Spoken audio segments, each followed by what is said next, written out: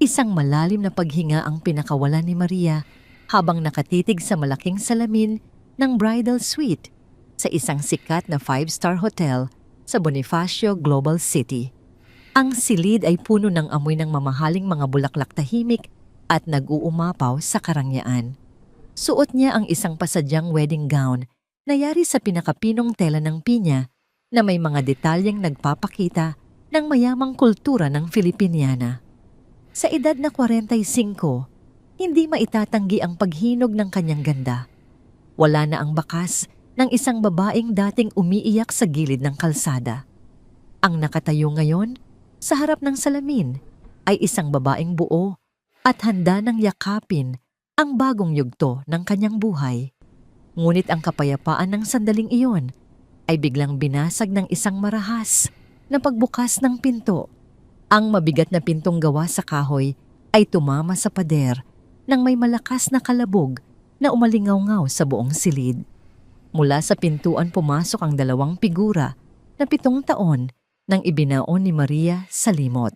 Si Roberto, ang kanyang dating asawa, ay nakatayo roon na may nakapaskil na mapang-uyam ng ngiti. Ang kanyang suot na mamahaling suit ay tila hindi sapat upang itago ang gaspang ng kanyang pag-uugali. Nakakapit sa kanyang braso ang bagong asawa nitong si Bianca na pinalamutian ng sarili ng naglalakihang mga alahas at bitbit ang isang designer bag na tila sinadyang ipandukdok sa mukha ng sinumang makakakita. Naglakad sila papasok na tila pagmamay-ari nila ang buong lugar.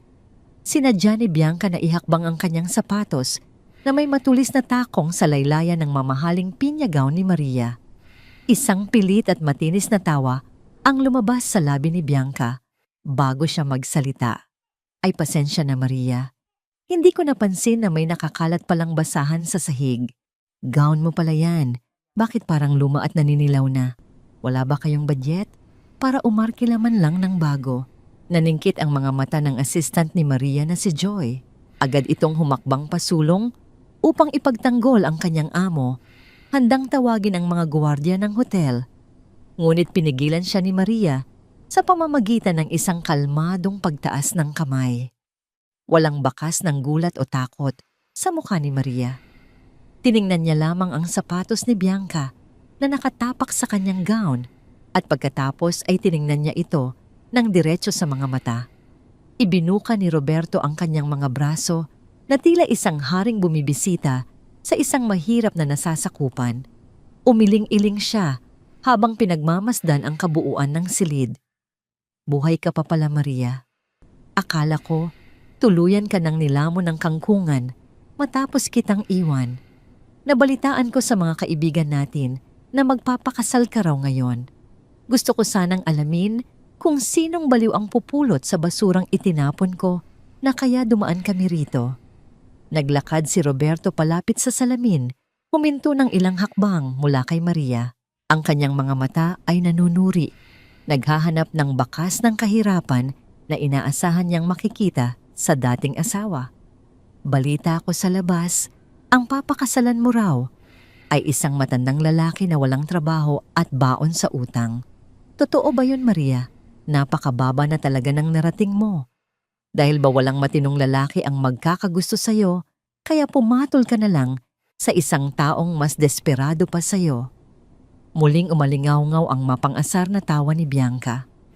Lumapit siya sa isang glass table sa gitna ng silid at inilapag ang kanyang mamahaling bag doon.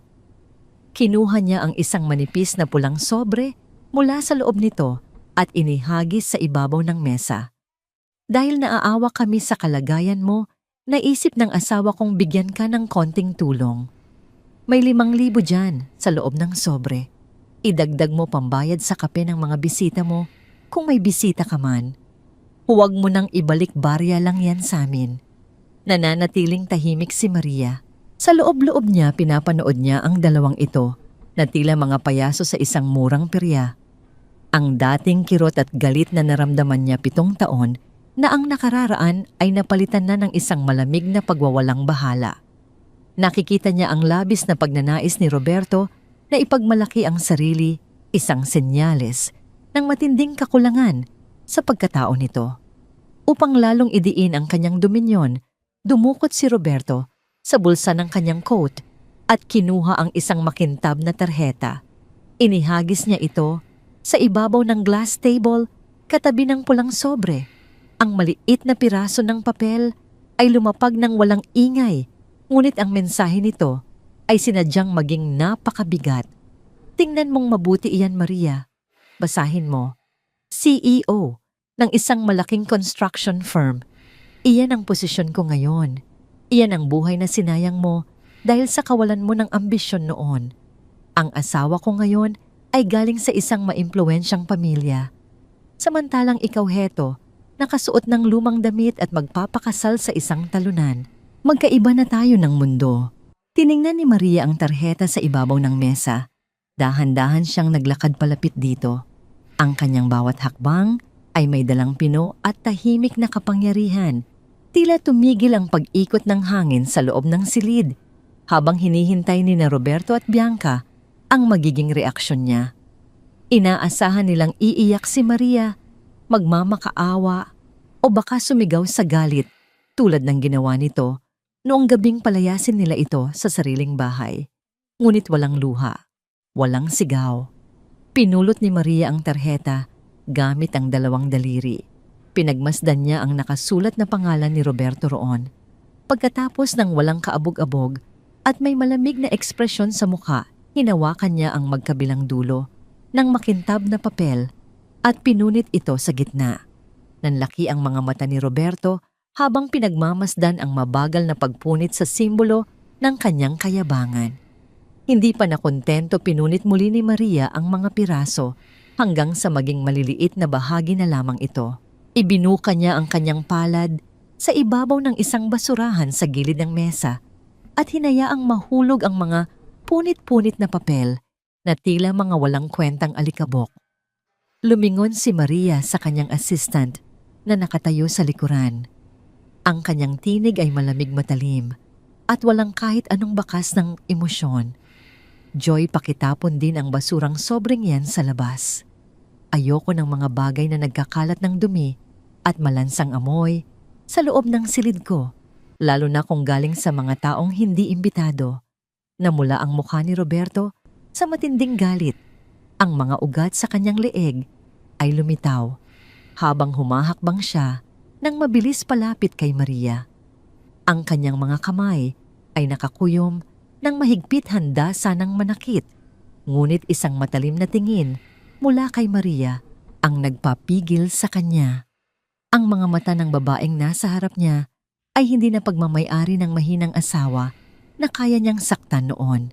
Ito ay mga mata ng isang taong nakahawak sa mas malaking kapangyarihan. Aba, lumalaban ka na ngayon, matapang ka na, dahil nakabihis ka ng maayos ngayong araw. Tandaan mo, Maria, kahit anong bihis mo, babalik at babalik ka pa rin sa pagiging walang kwenta. Pinunit mo ang tarheta ko, hindi mo alam kung sinong binabangga mo. Hinawakan ng mahigpit ni Bianca ang braso ni Roberto. Pilit itong hinihila pabalik. Ang mukha ni Bianca ay lukot sa pandidiri at inis. Hayaan mo na iyang babaeng yan, Roberto. Nagmamatapang lang yan para itago ang kahihiyahiyan niya. Sayang lang ang oras natin dito. Baka mahuli pa tayo sa pinaka-importanting meeting natin ngayong araw. Tandaan mo, kailangan nating makaharap ang CEO ng Vanguard Capital bago magsimula ang seremonya sa baba. 1 bilyong pisong investment ang pinag-uusapan natin dito. Huwag mong sirain ang araw natin dahil lang sa isang basurahan. Huminga ng malalim si Roberto upang pakalmahin ang sarili. Inayos niya ang gusot ng kanyang coat at binigyan si Maria ng isang huling, mapanlait na tingin. Tama ang asawa ko. Masyado akong malaking tao para mag-aksaya ng laway sa iyo. Magpakasal ka sa matandang iyon at magdusa kayo sa hirap habang buhay. Habang kayo ay nagbibilang ng barya, bukas ako naman ay pipirma ng kontratang magpapayaman sa akin ng sobra-sobra. Tumalikod ang dalawa at mabilis na naglakad palabas ng silid. Ang pag-alis nila ay nag-iwan ng tahimik na hangin sa loob ng bridal suite. Lumapit si Joy upang pulutin ang pulang sobre at diretsong inihagis ito sa basurahan sa labas ng pinto, gaya ng iniutos sa kanya. Ma'am Maria, ayos lang po ba kayo? Gusto niyo po bang ipag-utos ko sa security na huwag na silang papasukin sa hotel? Nag-aalalang tanong ni Joy. Ngumiti ng bahagya si Maria. Isang ngantang ngiti na nagkukubli ng napakaraming lihim at isang planong matagal nang inilatag ng buong ingat. Umiling siya habang inaayos ang laylayan ng kanyang gown na natapakan kanina. Hayaan mo sila, Joy. Hayaan mo silang maglakad nang may mataas na noo sa labas ng hotel na ito. Hayaan mo silang isipin na sila ang may hawak ng mundo. Muling humarap si Maria sa salamin. Tiningnan niya ang sariling refleksyon, buong buo at nagniningning. Sa labas ng silid na yon, nagmamadaling bumaba si Roberto patungo sa grand lobby ng hotel, bit-bit ang kanyang pangarap na makakuha ng pondo mula sa maimpluwensyang Vanguard Capital. Wala siyang kamalay-malay na ang taong pinupuntirya niyang makilala, ang lalaking hinahabol niya upang maging tagapagligtas ng kanyang pabagsak na kumpanya ay walang iba, kundi ang lalaking naghihintay kay Maria sa dulo ng altar ngayong araw. Ang patibong ay nakalatag na. Ang lason ay unti-unti nang dumadaloy. Hihintay na lamang ni Maria na makita ang pagguho ng mundo ng dalawang taong sumira sa kanyang nakaraan. Huminga siya ng malalim at naglakad patungo sa pinto, handa nang harapin ang kanyang magandang bukas at ang kanilang nalalapit na katapusan. 7 taon na ang nakalilipas. Isang nakakabinging ugong mula sa madilim na kalangitan ang nagbabadya ng isang malakas na bagyo. Ang ulan ay bumubuhos ng walang patid, tila sinasabayan ang pagod at bigat na nararamdaman ni Maria habang naglalakad siya sa isang makipot at bahaing eskinita. Nakasukbit sa kanyang balikat ang isang murang bag at ang kanyang sapatos ay basang-basa na sa maruming tubig ng kalsada. Buong araw siyang nagtrabaho bilang isang clerk sa isang maliit na opisina para lamang may maipambayad sa kuryente at upa ng kanilang maliit na apartment. Nang marating niya ang tapat ng kanilang inuupahang pinto, napansin niyang nakabukas ng bahagya ang siwang nito. May mahinang ilaw na nagmumula sa loob. Inabot niya ang doorknob na malamig dahil sa ulan at dahan-dahang itinulak ang pinto. Ang eksenang sumalubong sa kanya ay tila isang matalim na patalim na tuwirang ibinaon sa kanyang dibdib. Nakakalat sa sahig ang mga damit na hindi sa kanya isang pulang bestida na yari sa mamahaling seda at ang pamilyar na polo ng kanyang asawang si Roberto. Mula sa maliit na silid narinig niya ang maiinit na paghinga at mga ungol ng 2 taong nagpapalitan ng halik at haplos. Nanikip ang dibdib ni Maria. Nanginginig ang kanyang mga tuhod habang humahakbang siya palapit sa nakaawang na pinto ng kwarto. Doon sa ibabaw ng mismong kama na pinaghahatian nilang mag-asawa, nakita niya si Roberto na nakayakap sa isang babaeng may makinis na balat at mahabang buhok. Ang babae ay si Bianca, ang anak ng isang mayamang politiko at negosyante mula sa probinsya na matagal nang nililigawan ni Roberto para mag-invest sa kanyang paluging kumpanya. Nabitawan ni Maria ang kanyang bag. Ang pagbagsak nito sa sahig ay sapat na upang matigil ang 2 nakadagan sa isa't isa. Mabilis na bumangon si Roberto, ngunit walang bakas ng gulat o takot sa kanyang mukha. Sa halip na humingi ng tawad o magtago sa kahihiyan, kalmado lamang niyang pinulot ang kanyang pantalon at isinuot ito. Si Bianca naman ay tamad na ibinalot ang kumot sa kanyang katawan, nakataas ang kilay habang pinagmamasdan ng basang-basang si Maria mula ulo hanggang paa. Ano ang ibig sabihin nito? Roberto, nanginginig ang tinig ni Maria.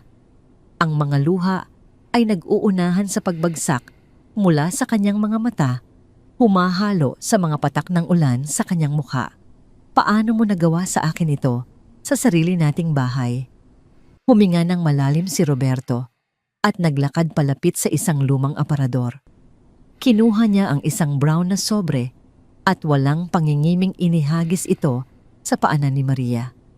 Basahin mo iyan, wika ni Roberto, nang may malamig at walang pakialam na boses. Mga papeles iyan para sa annulment natin. Pirmahan mo na lang para matapos na tayo ng maayos. Tiningnan ni Maria ang sobrang nasa sahig. Pakiramdam niya ay gumuho ang buong mundo niya. Anong annulment, Roberto, mag-asawa tayo? Nangako tayo sa harap ng Diyos. Tapos ngayon, ipagpapalit mo ako dahil lang sa babaeng iyan, itinuro niya si Bianca na ngayoy nagsisimula na ring magbihis nang walang anumang pakialam. Isang mapaklang mamangiti ang sumilay sa labi ni Roberto. Gumising ka sa katotohanan, Maria. Tingnan mo nga ang sarili mo. Amoy pawis ka, amoy ulan, at wala kang maibigay sa akin, kundi kahirapan. Palugi na ang kumpanya ko, kailangan ko ng salapi. Kailangan ko ng koneksyon. At ang pamilya ni Bianca ang kayang magsalba sa akin mula sa pagkalubog. Ano ang maitutulong mo sa akin? Ang kakarampot mong sweldo bilang clerk. Lumapit si Bianca kay Roberto at ikinawit ang braso sa lalaki. Tumingin siya kay Maria nang may matinding pandidiri. Tanggapin mo na lang ang totoo, Maria. Pabigat ka lang sa asawa mo. Kung mahal mo talaga siya, palalayain mo siya para umasenso siya sa buhay. Wala kang silbi sa mga ambisyon niya. Hindi na nakapagpigil si Maria. Ang halo-halong galit, pighati at pagkabigo ay nagtulak sa kanya upang sumugod. Hinawakan niya ng mahigpit ang kwelyo ng damit ni Roberto at sinimulan itong yugyugin habang humahagulgol. Ibinigay ko ang lahat sa iyo. Sumigaw si Maria, ang boses niya ay basag sa sobrang sakit. Tinalikuran ko ang pamilya ko, ang yaman ng ama ko, para lang sumama sa iyo. Tapos ito ang igaganti mo sa akin. Hayop ka, Roberto. Hayop ka. Bumitaw si Roberto at malakas na itinulak ang mga kamay ni Maria. Bago pa man makabawi si Maria, humakbang pasulong si Bianca. Puno ng inis sa kanyang mukha, itinaas ni Bianca ang kanyang mga kamay at itinulak si Maria ng buong lakas palabas ng pinto. Ang tulak na yon ay sinamahan ng matinding puot. Nawalan ng balanse si Maria. Umikot ang kanyang paningin habang patalikod siyang nahulog mula sa nakaangat na pintuan ng apartment pababa sa sementadong hagdanan sa labas. Naramdaman ni Maria ang matinding paghampas ng kanyang likod at balakang sa matigas na semento. Isang nakakapasong sakit ang biglang sumaksak sa ibabang bahagi ng kanyang tiyan. Ang sakit ay tila kuryenteng gumapang sa buong katawan niya, dahilan upang mapangiwi siya at mapasigaw sa sobrang hapdi. Napahiga siya sa gitna ng buhos ng ulan. Nakakapit ang kanyang dalawang kamay sa kanyang tiyan na ngayon ay nakakaramdam ng matinding pamimilipit. Unti-unti naramdaman niya ang isang mainit na likido na umaagos mula sa pagitan ng kanyang mga hita. Pagtingin niya sa ibaba, nakita niya ang malapulot na pulang dugo na humahalo sa maruming tubig ng ulan sa kalsada. Ang anak ko, bulong ni Maria habang nakatingala sa kalangitan, humihingi ng awa. Roberto, ang anak natin, tulungan mo ako. 1 buwan pa lamang siyang nagdadalang tao. Plano sana niyang ipagtapat ito kay Roberto ngayong gabi upang magbigay ng bagong pag-asa sa kanilang malamig na pagsasama. Ngunit ngayon ang pag-asang iyon ay inaanod na ng ulan. Tumayo lamang si Roberto sa hamba ng pinto, nakatingin sa duguang si Maria mula sa itaas. May dumaang sandali ng pag-aalinlangan sa kanyang mga mata, ngunit mabilis itong pinawi ni Bianca. Hinila ni Bianca ang braso ni Roberto pabalik sa loob. Huwag kang magpapadala sa drama ng babaeng iyan, bulong ni Bianca nang may kasamang irap.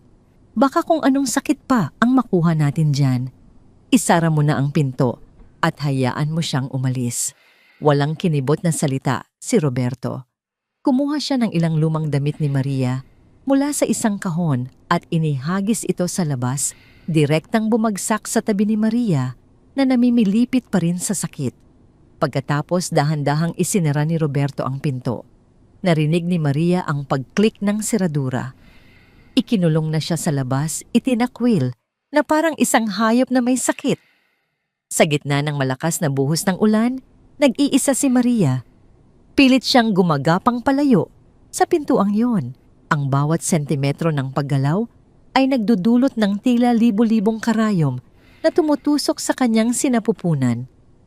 Humagulgol siya hindi na dahil sa asawang nawala, kundi dahil sa inosenteng buhay na unti-unting pinapatay sa loob niya. Sa sandaling iyon, bumalik sa kanyang alaala ang tinig ng kanyang ama, si Don Carlos, ang kinikilalang asendero at pinakamakapangyarihang tao sa Bacolod. Narinig niya muli ang mga salitang binitawan nito noong gabing piliin niya si Roberto kaysa sa kanyang pamilya. Isang araw, Maria, luluhod ka sa putikan at iiyakan mo ang desisyong ito. Ang lalaking pinili mo ay walang alam, kundi manggamit. Kapag dumating ang araw na itapon ka niya, huwag na huwag kang babalik sa pamamahay ko dahil wala na akong anak na nagngangalang Maria. Tama ang kanyang ama. Isa siyang hangal. Ipinagpalit niya ang karangyaan, ang respeto, at ang pagmamahal ng kanyang pamilya para sa isang lalaking ang tanging kayamanan ay ang sarili nitong kasakiman. Ang kanyang pagkasira ngayon ang kabayaran sa kanyang pagsuway. Inangkin ng ulan ang kanyang mga luha, habang ang dugo mula sa kanyang sinapupunan ay patuloy na nagiiwan ng pulang marka sa kalsada. Gamit ang natitirang lakas, pinilit ni Mariang tumayo. Naglakad siya ng pasuray-suray, nakahawak sa mga malamig na pader ng mga establishmento upang hindi tuluyang bumagsak. Hindi niya alam kung saan siya pupunta. Ang tanging alam niya ay kailangan niyang lumayo sa lugar na yon bago siya tuluyang mamatay sa sakit at lamig. Tinahak niya ang mga madilim at bahang kalsada hanggang sa makarating siya sa makipot na lansangan ng Quiapo. Halos wala ng tao sa labas dahil sa bagsik ng bagyo. Nanlalabo na ang kanyang paningin. Ang lamig ay tumatagos na hanggang sa kanyang mga buto at ang pagkawala ng dugo ay labis na nagpahina sa kanya. Pagsapit niya sa tapat ng isang lumang paggawaan ng damit, ang kanyang mga tuhod ay tuluyan ng bumigay. Bumagsak si Maria sa basang semento sa ilalim ng isang maliit na tolda. Bago pa man tuluyang lamunin ng dilim ang kanyang kamalayan, isang mabigat na sumpa ang nabuo sa kanyang isipan. Hindi siya mamamatay sa gabing ito. Mabubuhay siya. Gagamitin niya ang lahat ng sugat, ang lahat ng dugo, at ang lahat ng kahihiyang naranasan niya upang bumangon. At kapag dumating ang araw na siya ay nakatayo na, sa tuktok sisiguraduhin niyang madudurog niya sina Roberto at Bianca hanggang sa huling piraso ng kanilang pagkatao. Pumikit si Maria at ang buong paligid ay naging isang malamig na itim. Ang unang naramdaman ni Maria ay ang init na unti-unting gumagapang sa kanyang nanlalamig na katawan. Isang mahapding kirot mula sa ibabang bahagi ng kanyang tiyan ang nagpabalik sa kanya sa ulirat, kasabay ng amoy ng lumang kahoy makina ng panahian at pinakulo ang luya. Dahan-dahan niyang iminulat ang kanyang mga mata. Malabo pa ang kanyang paningin, ngunit maaninag niya ang isang maliit at madilim na silid na naiilawan lamang ng isang gaserang nakapatong sa ibabaw ng sira-sirang mesa. Nakahiga siya sa isang papag na natatakpan ng manipis na banig. Sa kanyang tabi ay isang matandang babaeng may puting buhok na nakapusod ng mahigpit. May hawak itong mainit na tuwalya at marahang idinadampi sa noo ni Maria. Ang mga mata ng matanda ay puno ng awa, ngunit may halong tigas ng isang taong sanay na sa hirap ng buhay. Huwag ka munang gumalaw, ining mahinang wika ng matanda. Malaki ang nawalang dugo sa iyo. Mabuti na lang at nakita kita sa labas ng patahian ko bago ka tuluyang inabutan ng umaga sa lamig. Pilit na ibinangon ni Maria ang kanyang sarili, ngunit mabilis siyang pinigilan ng matanda. Isang alon ng alaala ang muling humampas sa kanyang isipan, ang ulan, ang pagtataksil ni Roberto, ang pagtaboy ni Bianca, at ang matinding sakit sa kanyang sinapupunan. Dinapaan ng matinding pighati ang kanyang dibdib at kinapa niya ang kanyang tiyan. Wala na ang maliit na umbok ng pag-asa roon. Ang kanyang anak, ang inosenteng buhay na sana'y magiging dahilan ng kanyang pagbangon, ay kinuha na sa kanya bago pa man ito mabigyan ng pangalan. Wala na siya. Bulong ni Maria, ang kanyang boses ay nanginginig at basag. Wala na ang anak ko. Huminga ng malalim ang matanda at inilapag ang tuwalya sa isang palanggana. Ako nga pala si Aling Lourdes. Ako ang may-ari ng maliit na patahian na ito. Ineng, hindi ko alam kung anong sinapit mo, kung sino ang gumawa sa iyo nito, pero isa lang ang masasabi ko, ang Diyos ay may dahilan kung bakit kanya binuhay. Iiyak mo ngayon ang lahat ng sakit, pero bukas kailangan mong tumayo. Walang puwang ang pagiging mahina sa lugar na ito. Inabot ni Aling Lourdes ang isang lumang mangkok na naglalaman ng mainit na lugaw at maingat itong inilapit kay Maria. Kumain ka para magkaroon ka ng lakas. Kailangan mong mabuhay kahit para na lang sa sarili mo. Kinuha ni Maria ang mangkok. Ang init nito ay nagbigay ng kaunting ginhawa sa kanyang nanginginig na mga kamay. Bawat subo ay may kasamang luha, ngunit sa bawat luhang tumutulo, isang bagong tigas ang nabubuo sa kanyang puso.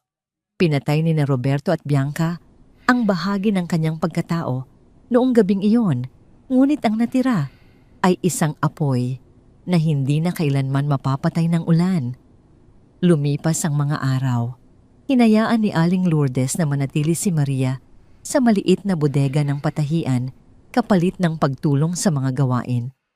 Ang patahian ni Aling Lourdes sa Quiapo ay isang taguan ng mga sirang damit at lumang tela na hindi na pinapansin ng malalaking kumpanya. Dito kinukumpuni ang mga uniforme murang bestida at mga retasong ibinebenta sa palengke.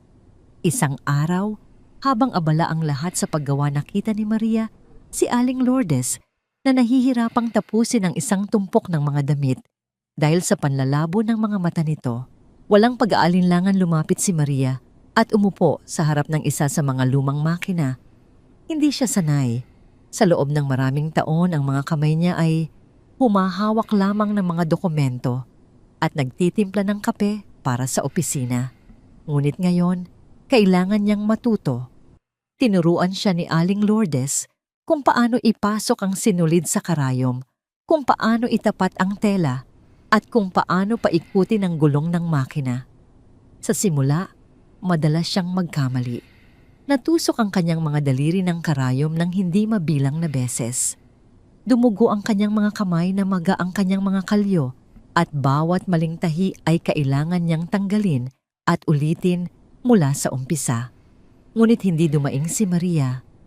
Bawat kirot mula sa karayom ay pilit niyang inihahambing sa sakit na dinanas niya kay Roberto. Tila mas masakit pa rin ang sugat sa kanyang puso kaysa sa sugat sa kanyang mga daliri. Pagsapit ng gabi, kapag natutulog na ang lahat, nananatili si Maria sa ilalim ng malamlam na liwanag ng gasera. Sa halip na magpahinga, pinupulot niya ang mga tinapong retaso ng telang pinya at inabel na itinuturing na basura ng iba dahil sa mga punit at mantsa. Mula sa mga pirasong ito, nagsimula siyang magdisenyo. Ginamit niya ang mga alaala ng kanyang nakaraan, ang matikas na barong ng kanyang amang si Don Carlos, ang magagarang Filipiniana ng kanyang namayapang ina. Pinagtagpi-tagpi niya ang mga lumang tela, nagdagdag ng masalimuot na borda upang itago ang mga sira at lumikha ng isang obra na naghahalo sa tradisyon at modernong panlasa. Gabi-gabi niyang ginagawa ito. Ang kanyang mga kamay ay puno ng hiwa at sugat, ngunit ang kanyang mga mata ay nag-aalab sa determinasyon. Isang umaga, habang nagwawalis si Maria, sa harap ng patahian isang itim na kotse ang huminto malapit sa kanilang pwesto. Bumaba mula rito ang isang babaeng may suot na mamahaling alahas at hawak ang isang pamaypay. Siya ay si Doña Carmen, isang kilalang kolektor ng mga lokal na sining at asawa ng isang diplomat. Naghahanap siya ng isang partikular na patahian na marunong magkumpuni ng antigong tela para sa isang gaganaping kultural na pagtitipon. Pumasok si Doña Carmen sa loob ng patahian at sinalubong ni Aling Lourdes. Habang nag-uusap ang dalawa, napansin ng Doña ang isang nakasabit na bestida sa isang sulok, ang mismong damit na binubuo ni Maria gabi-gabi gamit ang mga retaso ng Piña at Inabel. Sino ang gumawa nito? Tanong ni Doña Carmen habang sinusuri ang masalimuot at pinungborda ng bestida. Ang pagkakayari nito ay hindi pangkaraniwan. Ang paghahalo ng luma at bagong estilo ay napakahusay. Nagulat si Aling Lourdes, hindi niya alam na may ganoong damit sa kanyang patahian. Lumingon siya kay Maria na kasalukuyang nagpupunas ng alikabok sa mga estante. Ako po ang gumawa niyan, Senyora, kalmadong sagot ni Maria. Lumapit si Doña Carmen kay Maria at tinitigan siya mula ulo hanggang paa. Ang mukha ni Maria ay pagod, ang mga damit ay luma. Ngunit ang kanyang tindig ay nagpapakita ng isang nakatagong dangal. Binili ng Doña ang bestida sa halagang mas malaki pa sa kinikita ng patahian sa loob ng 3 buwan. Ito ang naging simula ng malaking pagbabago. Sa loob ng ilang linggo, ang pangalan ni Maria at ang kanyang kakaibang estilo ng Filipiniana ay nagsimulang mapag-usapan sa mga pribadong pagtitipon ng mga mayayaman sa Maynila. Ang mga basurang tela na pinulot niya ay naging mga obra maestrang hinahanap-hanap ng mga sikat na personalidad. Unti-unti, nakaipon siya ng sapat na halaga upang tulungan si Aling Lourdes na ipaayos ang patahian at bumili ng mga bagong makina. Subalit ang mabilis na pagtaas ng kanyang kasikatan ay nagdala rin ng isang hindi inaasahang pangyayari. Isang sikat na fashion magazine ang naglathala ng isang artikulo tungkol sa babaeng gumagawa ng himala mula sa mga retaso sa Quiapo. Nakalagay doon ang pangalan niya at isang maliit na litrato ng kanyang mukha. Sa kabilang dulo ng Pilipinas, sa isang malawak at mayamang asyenda sa Bacolod, isang matandang lalaki ang nakaupo sa kanyang opisina habang nagbabasa ng pahayagan. Si Don Carlos. Nang makita niya ang litrato ng babae sa pahina, napatigil siya sa paghigop ng kanyang kape. Ang kanyang matalim na mga mata ay bahagyang nanlaki at ang kanyang makapal na kilay ay nagsalubong. Nanginginig ang mga kamay ng matanda habang mas inilalapit ang pahayagan sa kanyang mukha. Walang duda. Kahit gaano man kalaki ang ipinayat nito at gaano man kapagod ang kanyang mga mata, kilala niya ang sarili niyang dugo't laman. Maria, bulong ni Don Carlos. Isang halo ng galit, panghihinayang at pananabik ang bumalot sa matanda. Matapos ang 7 taon ng pagkasira ng kanilang relasyon, nahanap na rin niya ang kanyang anak. Inutusan niya agad ang kanyang katiwala na ihanda ang pinakamabilis na sasakyan papuntang Maynila. Sa patahian sa Quiapo, abala si Maria sa pag-aayos ng mga bagong order nang makita niya ang mga serye ng malalaking itim na SUV na pumarada sa labas ng makipot na eskinita. Ang tahimik niyang gabi ay malapit ng basagin ng isang nakaraang mas pinili niyang takasan. Ang kanyang nakaraan bilang isang itinakwil na anak ay muling kakatok sa kanyang pintuan. Nang gabing iyon, ang makipot at madilim na eskinita ng Quiapo ay tila naging isang eksena mula sa isang pelikula. 4 na malalaking itim na SUV ang magkakasunod na huminto sa harap ng lumang patahian ni Aling Lourdes. Ang ingay ng kanilang makina ay umalingaw-ngaw sa tahimik na lansangan na naging dahilan upang sumilip ang mga usyoserong kapitbahay mula sa kani-kanilang bintana. Mula sa unang sasakyan, bumaba ang 4 na lalaking nakasuot ng itim na barong at maitim na salamin. Mabilis silang nagtungo sa ikalawang SUV at binuksan ang pinto nito. Isang matandang lalaki ang lumabas. May hawak siyang isang baston na gawa sa mamahaling kahoy ng kamagong at may nakaukit na pilak sa hawakan. Ang kanyang tindig ay tuwid, ang kanyang buhok ay puting-puti na, ngunit ang kanyang mga mata ay nanatiling matalim at puno ng awtoridad. Siya si Don Carlos, ang kinikilalang asendero at patriarka ng isang makapangyarihang pamilya mula sa Bacolod. Sa loob ng patahian, abala si Maria sa pagtabas ng isang mamahaling telang inabel nang marinig niya ang mabibigat na yabag papalapit sa pinto. Inangat niya ang kanyang paningin. Ang asul na ilaw mula sa poste ng kalsada ay tumama sa figura ng matandang lalaki na nakatayo ngayon sa hamba ng kanilang pinto. Nabitawan ni Maria ang hawak niyang gunting. Ang malamig na bakal ay lumikha ng isang matalim na ingay nang bumagsak ito sa kahoy na sahig. Tumigil ang pagtibok ng kanyang puso sa loob ng isang segundo. 7 taon na ang nakalipas mula nang huli niyang makita ang mukhang iyon. Ang mukha ng amang nagpalayas sa kanya, ang amang sumumpa na kailanman ay hindi na siya kikilalanin bilang anak matapos niyang piliin si Roberto kaysa sa kanyang pamilya. Papa, bulong ni Maria, halos hindi makahinga. Ang kanyang mga mata ay nanlaki at unti-unting napuno ng luha. Hindi agad nagsalita si Don Carlos. Pinagmasdan niya ang kabuuan ng maliit, mainit at maalikabok na patahian. Tiningnan niya ang mga lumang makina, ang mga nagkalat na retaso, at pagkatapos ay bumagsak ang kanyang paningin kay Maria. Nakita niya ang mga magaspang na kamay ng kanyang anak, ang mga kalyo at sugat na dulot ng karayom, at ang pagod sa mga mata nito na hindi maitatago ng kahit anong pampaganda. Ang dangal at hiya, ang matinding pagpapahalaga sa reputasyon na matagal nang kinakapitan ni Don Carlos ay biglang nadurog. Ang lalaking kilala sa kanyang pagiging matigas at hindi marunong umiyak ay naramdaman ang panginginig ng kanyang mga tuhod. Inihakbang niya ang kanyang baston at dahan-dahang lumapit kay Maria. "Maria, anak ko." Basag ang boses ni Don Carlos nang magsalita siya. Hindi na napigilan ni Maria ang sarili. Tumakbo siya palapit sa kanyang ama at mahigpit itong niyakap. Humagulgol siya nang malakas ibinubuhos ang 7 taong naipon na sakit, pangungulila at pagsisisi. Ibinaba ni Don Carlos ang kanyang baston, niyakap ng mahigpit ang kanyang anak at hinayaang tumulo ang sariling mga luha sa balikat ni Maria. "Patawarin mo ako, Papa. Patawarin mo ako sa pagsuway ko sa iyo." Umiiyak na wika ni Maria, halos lumuhod na sa harap ng kanyang ama. "Tama ka, Papa. Sinira niya ako. Tinapon niya ako na parang basura. Nawala ang anak ko.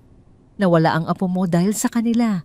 Nanlisik ang mga mata ni Don Carlos nang marinig ang huling sinabi ng kanyang anak. "Ano ang ibig mong sabihin, Maria?" Anong apo? Pinunasan ni Maria ang kanyang mga luha at isinalaysay. Sa gitna ng paghikbi ang gabi ng kanyang pagkakalayas, ikinuwento niya kung paano siya itinulak ni Bianca, kung paano siya pinabayaan ni Roberto sa gitna ng ulan, at kung paano niya nawala ang sanggol sa kanyang sinapupunan ng gabing iyon. Ang buong patahian ay binalot ng isang nakapangingilabot na katahimikan matapos magsalita si Maria. Si Aling Lourdes na nakatayo lamang sa isang sulok ay patagong nagpupunas ng sariling mga luha. Ang mga gwardiya ni Don Carlos ay nanatiling walang kibo, ngunit alam nilang isang malaking unos ang paparating. Humigpit ang hawak ni Don Carlos sa kanyang baston hanggang sa pumuti ang kanyang mga buko. Ang kanyang panga ay nagngangalit sa matinding puot. "Buhay pa ba ang hayop na yon?" Malamig at mabagal na tanong ni Don Carlos. Ang boses niya ay nagtataglay ng nakamamatay na banta. "Ipapahanap ko siya ngayon din. Sisiguraduhin kong hindi na siya sisikatan ng araw bukas. Dudurugin ko ang buong pamilya ng babaeng iyan hanggang sa magmakaawa sila sa putikan." Akmang tatalikod na si Don Carlos upang utusan ang kanyang mga tauhan, ngunit mabilis na hinawakan ni Maria ang braso ng kanyang ama. Umiling si Maria. Ang kanyang mga mata na kanina ay puno ng luha ngayon ay naglalabas ng isang nakakapasong determinasyon. "Huwag, Papa," mariing sabi ni Maria. Kumunot ang noo ni Don Carlos. "Bakit, Maria? Pagkatapos ng ginawa nila sa iyo at sa apo ko, pipigilan mo pa ako? May natitira pa bang awa sa puso mo para sa lalaking iyon. Hindi awa, Papa. Tugon ni Maria, ang kanyang boses ay naging kalmado ngunit matalim. Kung ipapapatay mo sila ngayon, tapos na ang lahat. Masyadong mabilis, masyadong madali para sa kanila. Gusto kong maramdaman nila ang unti-unting pagguho ng kanilang mundo. Gusto kong makita nila na ang babaeng tinawag nilang basura ay ang mismong taong dudurog sa lahat ng pinapangarap nila. Gusto ko silang gumapang pabalik sa akin. At gusto kong gawin iyon gamit ang sarili kong mga kamay. Pinagmasdan ni Don Carlos ang kanyang anak. Nakita niya ang isang bagong Maria, isang babaeng hinubog ng sakit at pinanday ng pagnanasang bumangon. Ang dating mahina at sunod-sunurang anak ay napalitan ng isang reynang handang bawiin ang kanyang trono. Isang mapagmataas ng ngiti ang sumilay sa labi ng matanda. Tumango siya. Kung yan ang gusto mo, Maria, ibibigay ko sa iyo ang lahat ng kailangan mo. Ang buong yaman ng pamilya natin ay nasa likod mo. Kinabukasan isang bagong kabanata ang nag-umpisa para kay Maria. Inilipat siya ni Don Carlos mula sa Quiapo patungo sa isang marangyang penthouse sa Makati. Hindi naiwan si Aling Lourdes bilang pagkilala sa utang na loob at sa pagligtas nito sa buhay ng kanyang anak. Ibinigay ni Don Carlos ang buong pamamahala ng isang bagong pasilidad ng patahian sa matanda. Bukod doon, pinirmahan ni Maria ang mga papeles para sa isang malaking pondo sapat upang itayo ang kanyang sariling fashion house. Lumipas ang ilang buwan at ang dating tahimik na patahian sa Quiapo ay pinalitan ng isang magarbong butik sa gitna ng pinakasikat na mall sa Makati. Pinangalanan itong Los Viminda bilang parangal sa kanyang namayapang ina at bilang simbolo ng muling pagkabuhay ng kanyang sining. Ang grand opening ng butik ay dinaluhan ng mga sikat na personalidad, mga politiko at mga kilalang tao sa lipunan. Ang kanyang mga disenyo na nagtatampok ng modernong Filipiniana, Pinya at Inabel ay mabilis na naging usap-usapan sa buong bansa. Ngunit ang araw na yon ay hindi lamang tungkol sa negosyo. Ito ay simula ng kanyang paghahanda sa isang malaking laro. Nang gabing iyon, matapos ang matagumpay na pagbubukas, nakatayo si Maria sa malaking bintana ng kanyang butik, nakatingin sa nagkikislapang mga ilaw ng lungsod. Sa kanyang kamay ay hawak niya ang isang baso ng mamahaling wine. Pumasok ang kanyang assistant na si Joy at iniabot sa kanya ang isang folder. Ma'am Maria, ito na po ang mga impormasyon tungkol sa kumpanya ni Roberto, sabi ni Joy. Tulad po ng inaasahan ninyo, palubog na sila. Tinanggihan na sila ng 3 bangko dahil sa laki ng utang nila at ang pamilya ni Bianca ay nagkakaroon din ng problema sa politika sa kanilang probinsya kaya hindi na nila kayang tustusan ang negosyo ni Roberto. Uminom ng kaunting wine si Maria bago binuksan ang folder. Tiningnan niya ang mga numero na nagpapakita ng pagkabaon sa utang ni Roberto. Isang malamig na ngiti ang namuo sa kanyang mga labi. Ang mga lalaking walang ibang alam, kundi manggamit ay tiyak na lulubog sa sarili nilang kasakiman. Bukas magpapadala tayo ng isang maliit na imbitasyon sa kanya, utos ni Maria. Hayaan nating isipin niya na may isang malaking investment firm na interesado sa kanyang sirang kumpanya. Palakihin mo ang ulo niya, Joy. Hayaan mong isipin niyang nasa kanya na ang mundo bago nating ito bawiin lahat sa kanya. Tumango si Joy at tahimik na lumabas ng silid. Naiwang mag-isa si Maria sa loob ng butik. Pinunasan niya ang isang maliit na luha na tumulo mula sa kanyang mata. Hindi ito luha ng kalungkutan, kundi luha ng isang inang nangangakong mabibigyan ng hustisya ang batang hindi man lang nasilayan ng mundo. Ang mga ilaw ng Makati ay patuloy na nagliliwanag, handang maging saksi sa unti-unting pagbagsak ng mga taong sumira sa kanya. 2 magkaibang mundo ang umiikot sa Maynila ng gabing iyon. Sa isang masikip na opisina sa Ortigas, umalingaw-ngaw ang tunog ng basag na salamin. Inihagis ni Roberto ang isang mamahaling baso ng whiskey sa pader dahilan upang magkalat ang matatalim na piraso nito sa carpeted na sahig. Ang kanyang mukha ay namumula sa matinding galit. Ang mga ugat sa kanyang noo ay halos pumutok habang nakatingin sa mga papeles na naglalaman ng kanselasyon ng kanyang pinakamalaking proyekto.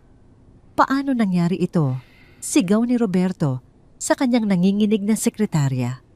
Ang buong proyekto, umatras ang mga investors. Wala na tayong pondo para sa susunod na buwan. Nakayuko lamang ang sekretarya, hindi makasagot. Sa kabilang banda, nakaupo si Bianca sa isang mamahaling leather sofa sa loob ng opisina, abala sa pagtingin sa kanyang mga kuko na bagong manicure. Imbes na damayan ng asawa, umirap pa ito. Huwag ka ngang sumigaw dyan, Roberto. Sumasakit ang ulo ko sa'yo, maarte, at naiinis na wika ni Bianca. Bakit ba kasi hindi ka marunong humanap ng matinong kliyente? Ang pamilya ko may sariling problema sa eleksyon sa probinsya, kaya huwag kang aasa na sasaluhin ka na naman ni Papa. Kailangan mong gawa ng paraan iyan bago pa tayo tuluyang mawalan ng sasakyan at bahay. Nakakahiya sa mga kaibigan ko. Pinandilatan siya ni Roberto. Ang kanyang galit ay nag-uumapaw. Ito na ba ang asawang ipinagmalaki niya? Ang babaeng ipinalit niya kay Maria. Walang ibang alam, kundi ang mag-alala sa sasabihin ng ibang tao. Ngunit nilunok niya ang kanyang galit dahil alam niyang kailangan pa rin niya ang koneksyon ng pamilya nito. Napasabunot na lamang siya sa kanyang buhok at padabog na umupo sa kanyang swivel chair. Kailangan niya ng himala. Kailangan niya ng isang malaking kumpanya na magliligtas sa kanya mula sa pagkabangkarote. Habang nagdurusa si Roberto sa kanyang opisina, isang marangyang gala dinner naman ang nagaganap sa Grand Ballroom ng isang 5-star hotel sa Makati. Ang okasyon ay dinaluhan ng mga pinakamayayamang negosyante politiko at mga kilalang personalidad mula sa high society ng Pilipinas. Ang mga chandelier ay kumikinang na tila mga bituin at ang musika ng isang live orchestra ay pumupuno sa silid. Ngunit ang lahat ng mata ay nakatuon sa isang babae. Bumaba mula sa grand staircase si Maria. Suot niya ang isang napakagandang terno na gawa sa pinong itim na inabel na may burdang ginintuang sinulid na tila mga baging na gumagapang sa kanyang baywang. Ang kanyang buhok ay nakapusod ng elegante at ang kanyang tindig ay puno ng kumpiyansa at karangalan. Siya ngayon ay hindi na ang kaawa-awang asawa na pinalayas sa ulanan. Siya ay ang bagong mukha ng Philippine Haute Couture, ang nag-iisang tagapagmana ni Don Carlos. Naglakad si Don Carlos palapit sa kanyang anak, may bakas ng matinding pagmamalaki sa kanyang mga mata. Inilahad niya ang kanyang braso at masayang kumawit dito si Maria. Napakaganda mo ngayong gabi, anak. Ipinapakita mo sa lahat kung ano talaga ang ibig sabihin ng pagiging isang bahagi ng pamilya natin na kangiting bulong ng matanda. Salamat, Papa. Utang ko ito sa iyo, malambing na sagot ni Maria. Inilibot ni Don Carlos si Maria sa ballroom. Ipinapakilala sa mga mahahalagang tao na maaring makatulong sa pagpapalawak ng kanyang negosyo. Hanggang sa huminto sila sa tapat ng isang lalaking nakatayo malapit sa bar. Ang lalaki ay may matikas na pangangatawan, nakasuot ng isang perpektong na tailor na suit at may malamig, ngunit mapanuring mga mata na nag-aaral sa bawat galaw ng mga tao sa paligid. Adrian Bati ni Don Carlos. Inilapag ng lalaki ang kanyang baso ng wine at magalang na bumati sa matanda. Don Carlos, isang karangalan na makita kayo muli. Sagot ni Adrian, ang kanyang boses ay malalim at nagbibigay ng awtoridad. Nais kong ipakilala sa iyo ang aking anak na babae, si Maria. Buong pagmamalaking wika ni Don Carlos. Maria ito, si Adrian, ang CEO ng Vanguard Capital, isa sa mga pinakamalaking investment firm sa bansa na nakabase dito sa BGC. Tumingin si Adrian kay Maria. Ang kanyang mga mata na madalas ay malamig sa negosyo ay sandaling natigilan. Nakita niya hindi lamang ang kagandahan ni Maria, kundi ang isang nakatagong lalim sa mga mata nito, Isang lalim na sinubok ng panahon at sakit. Dahan-dahang inabot ni Adrian ang kamay ni Maria. Ikinagagalak kitang makilala, Maria. Nabalitaan ko ang tungkol sa iyong butik. Ang pagbuhay mo sa tradisyonal na sining ng paggawa ng Filipiniana gamit ang mga naisasantabing tela ay isang kahangahangang talento. Wika ni Adrian, ang paghanga sa kanyang boses ay tapat. Ngumiti si Maria isang formal at kalkuladong ngamnong ngiti. Ikinagagalak ko rin, Adrian. Ang mga telang iyon ay may sariling kwento ng pagbangon. Minsan ang mga bagay na itinatapon ng iba ay siya pang nagtataglay ng pinakamalaking halaga kapag napunta sa tamang mga kamay. Nagtagal ang paghawak ni Adrian sa kamay ni Maria bago niya ito binitawan. Ang simpleng palitan nila ng salita ay tila nagtataglay ng mas malalim na mensahe na silang dalawa lamang ang nakakaintindi. Mula sa gabing iyon, nagsimula ang isang madalas na pagkikita ng dalawa. Gusto ni Adrian na mag-invest sa pagpapalawak ng negosyo ni Maria at dahil dito, naging madalas ang kanilang mga meeting. Lumipas ang ilang linggo. Isang hating gabi na natiling bukas ang ilaw sa opisina ni Maria sa loob ng kanyang butik. Abala siya sa pag-sketch ng isang bagong disenyo nang marinig niya ang pagbukas ng pinto. Inangat niya ang kanyang ulo at nakita si Adrian may bitbit na 2 kahon ng pagkain mula sa isang sikat na restaurant. Naisip kong baka nakalimutan mo na namang kumain na kangiting bungad ni Adrian habang inilalapag ang mga kahon sa mesa. Masyado mong pinapagod ang sarili mo, Maria. Bahagyang nagulat si Maria. Sa loob ng maraming taon, wala nang nag-alala sa kanya ng ganito. Noong sila pa ni Roberto, siya lagi ang naghihintay na may mainit na pagkain, siya ang nag-aalala at siya ang madalas mabaliwala. Ngayon, isang lalaking nasa tuktok ng tagumpay ang nagdadala sa kanya ng hapunan. Salamat, Adrian. Pasensya na nawala sa isip ko ang oras malambing na sagot ni Maria habang isinasara ang kanyang sketchpad. Umupo si Adrian, sa tapat niya binuksan ang pagkain at inabutan si Maria ng kubyertos. Tiningnan niya ng matagal si Maria, ang mga mata nito ay puno ng pag-unawa. Binasa ko ang ilang artikulo tungkol sa iyo bago tayo magkita sa gala panimula ni Adrian. Seryoso ang boses. Alam ko na hindi naging madali ang buhay mo bago ka nakilala ng mga tao.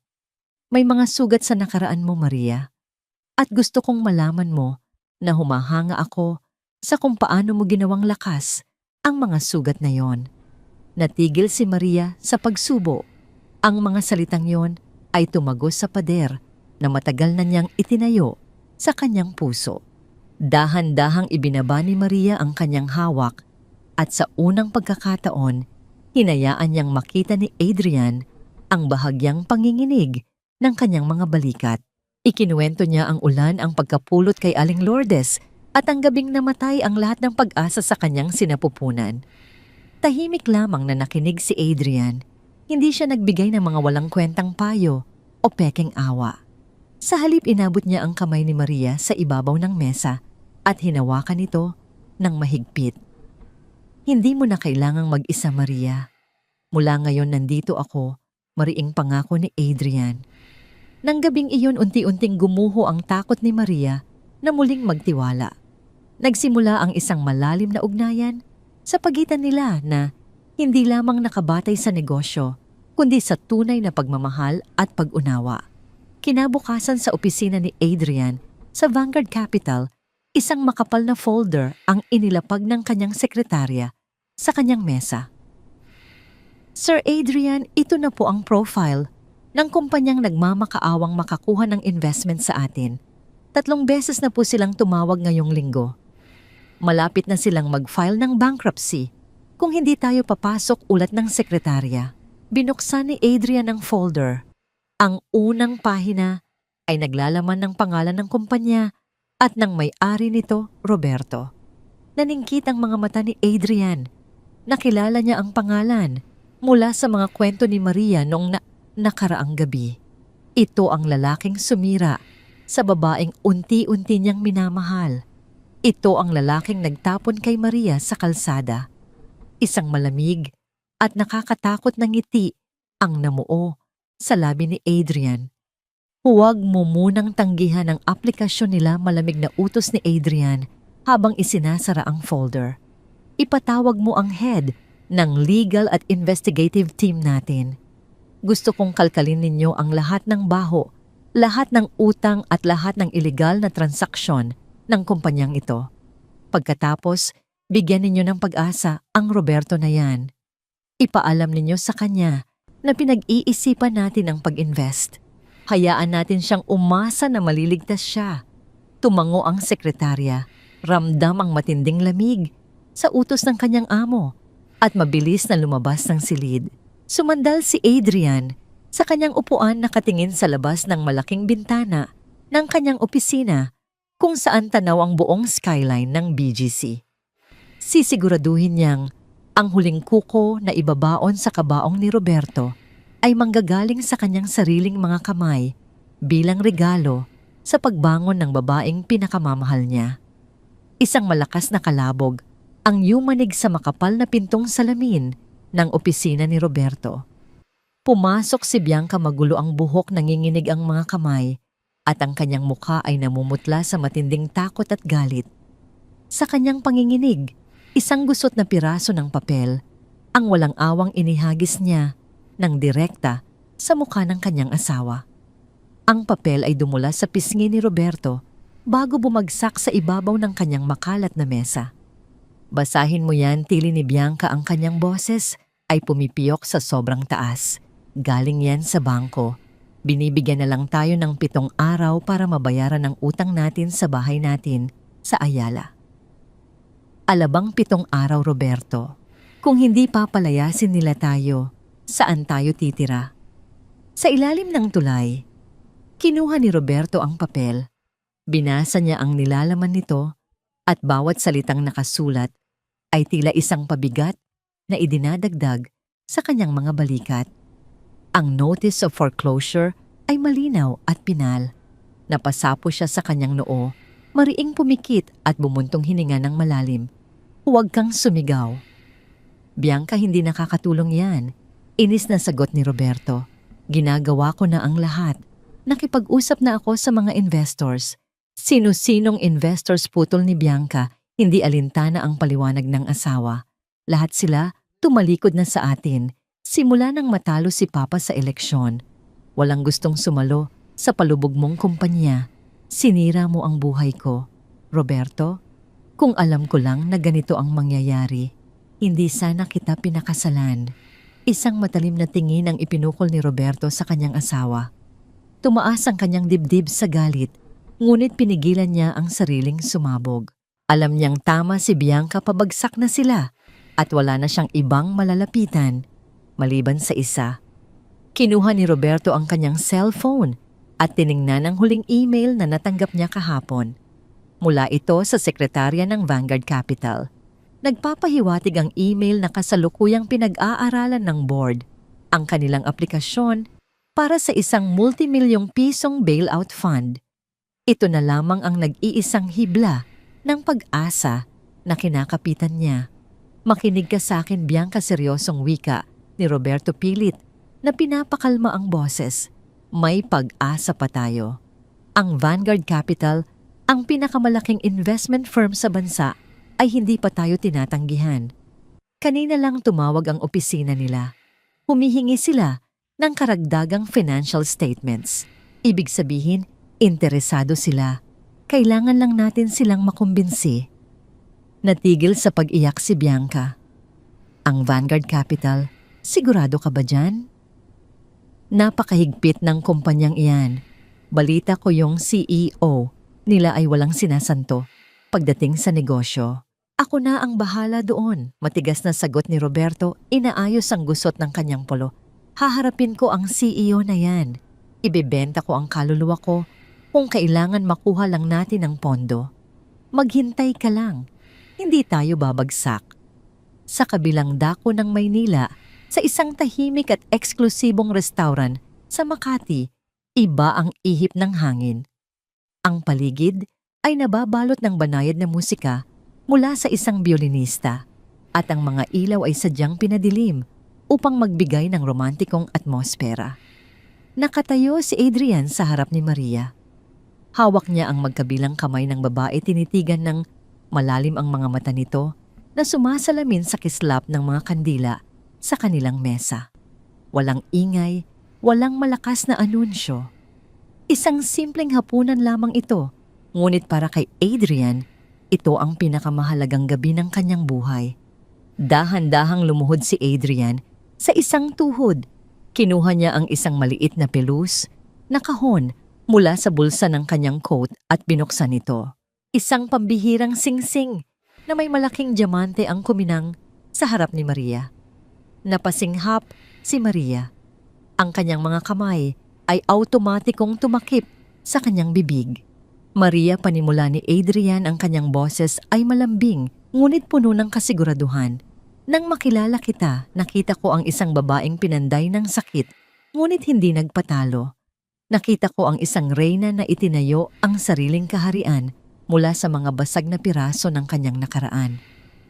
Tinuruan mo akong maniwala na ang pag-ibig ay hindi sumisira, kundi nagpapabuo. Gusto kong maging bahagi ng araw-araw mong pagbangon. Gusto kong ako ang maging sandalan mo kapag pagod ka na. Pakakasalan mo ba ako? Ang mga luha ay nag-uunahang pumatak mula sa mga mata ni Maria. Ngunit hindi katulad ng mga luha 7 taon na ang nakalipas ang mga luhang ito ay mainit at puno ng kaligayahan. Tumango siya ng paulit-ulit, hindi makapagsalita sa labis na emosyon. Oo, Adrian. Oo, sagot niya sa wakas. Isinuot ni Adrian ang singsing sa daliri ni Maria at mahigpit itong niyakap. Ang yakap na yon ay isang pangako ng proteksyon, isang sumpang hindi na siya kailanman muling sasaktan ni numan. Kinaumagahan sa opisina ni Adrian, sa itaas ng isang naglalakihang gusali, sa BGC na wala ang romantikong Adrian ng nakaraang gabi. Ang lalaking nakaupo ngayon sa likod ng malawak na mahogany desk ay isang malamig, kalkulado at walang awang negosyante. Sa kanyang harapan, nakatayo ang 2 lalaki na nakasuot ng formal na suit, ang head of legal at ang chief investigator ng Vanguard Capital. Ipinatong nila ang 3 makakapal na folder sa ibabaw ng mesa ni Adrian. Sir, ito na po ang lahat ng hinihingi ninyong impormasyon tungkol kay Roberto at sa kanyang kumpanya. Ulat ng chief investigator. Ang kanyang boses ay seryoso. Wala pong itinira ang aming team. Hinalungkat po namin lahat. Binuksan ni Adrian ang unang folder. Ang kanyang mga mata ay mabilis na nag-scan sa mga dokumento. Ano ang nalaman ninyo? Malamig na tanong ni Adrian nang hindi tumitingin sa kanila. Puro panlilin lang po ang ginagawa niya, sir, sagot ng head of legal.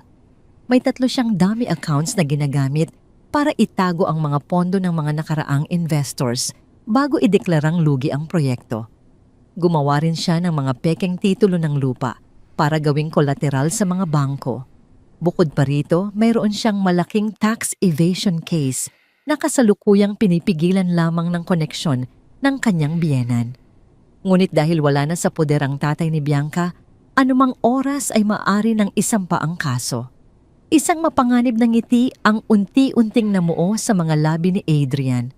Tiningnan niya ang pangalan ni Roberto na nakaimprenta sa itaas ng isang pekeng financial report. Ito ang lalaking sumira kay Maria.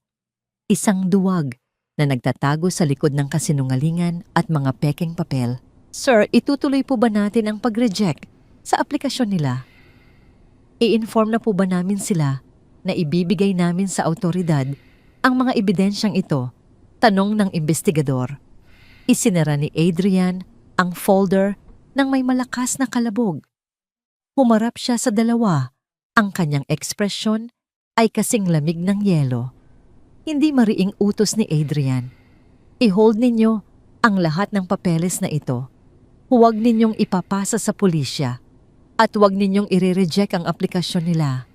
Nagkatinginan ang 2 tauhan, naguguluhan sa utos ng kanilang amo. Ngunit sir, napakadelikado po nilang i-invest. Isa po itong malaking scam. Alam ko, sagot ni Adrian, sumasandal sa kanyang upuan habang pinagsasalikop ang kanyang mga daliri. Gusto kong bigyan ninyo sila ng pag-asa. Padalhan ninyo ng mensahe si Roberto.